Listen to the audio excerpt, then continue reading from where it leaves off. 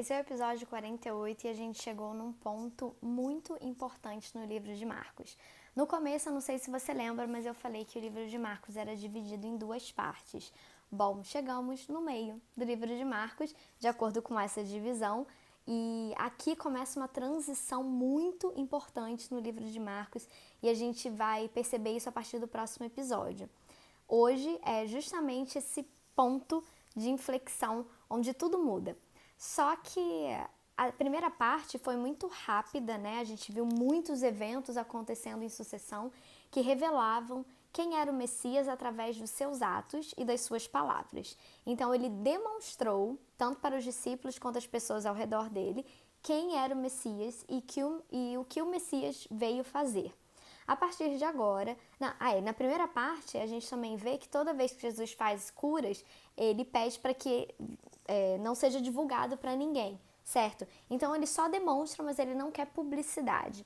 A partir agora dessa segunda parte, a gente vai ver que Jesus começa a se comportar de maneira muito diferente e bem mais aberto, principalmente para os seus discípulos no primeiro momento, sobre quem era o Messias de verdade, aí ele falava mais do que agia, né? E sobre o que isso representava, né? O que o Messias veio fazer.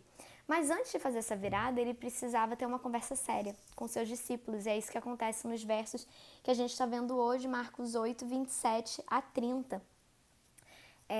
Aqui, Jesus conversa com os discípulos e ele faz duas perguntas muito importantes. A primeira pergunta ele quer saber da opinião geral das pessoas, né? Quem as pessoas dizem que eu sou? E aí os discípulos então respondem que alguns falam que ele é João Batista. A gente viu inclusive que Herodes, né, pensou que ele era João Batista. A gente já conversou sobre isso. E também outras pessoas falam que ele era Elias, porque tem uma profecia no livro de Malaquias que Elias viria antes do Messias. Mas a gente sabe, até pelas próprias declarações de Jesus, que na verdade não era Elias em pessoa, mas João Batista representava Elias porque ele fez uma obra similar com a que Elias fez. Elias era um profeta do Antigo Testamento. E Jesus declara que João Batista era Elias, né? Representava esse Elias. Ou algum dos profetas, né? E aí depois que Jesus vê que a grande parte da população ainda não o via como Messias de fato, ele então agora quer saber dos discípulos, porque essa segunda fase começa com os discípulos, antes de ser uma publicidade geral, assim, né? Então ele pergunta para os discípulos: e vocês, quem vocês pensam que eu sou? E aí a gente tem então a resposta de Pedro. Pedro era um discípulo muito impulsivo, muito ousado, ele era meio que o líder do grupo, assim, mas ele também foi um dos primeiros a ser chamado para se tornar discípulo de Jesus, e ele estava presente junto com João e Tiago, ou era André, eu acho que era Tiago, agora eu já não lembro, mas estava junto com esses outros dois discípulos em revelações mais profundas sobre quem era Jesus. Por exemplo, na ressurreição da filha de Jairo, só esses 3 discípulos puderam assistir, e um deles era Pedro.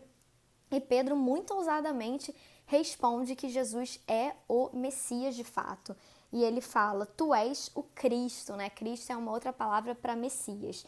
Então, Jesus adverte que eles não contem isso para ninguém, mas ele precisava ter certeza que os discípulos entendiam quem ele era e que os discípulos entendiam que ele era o Messias.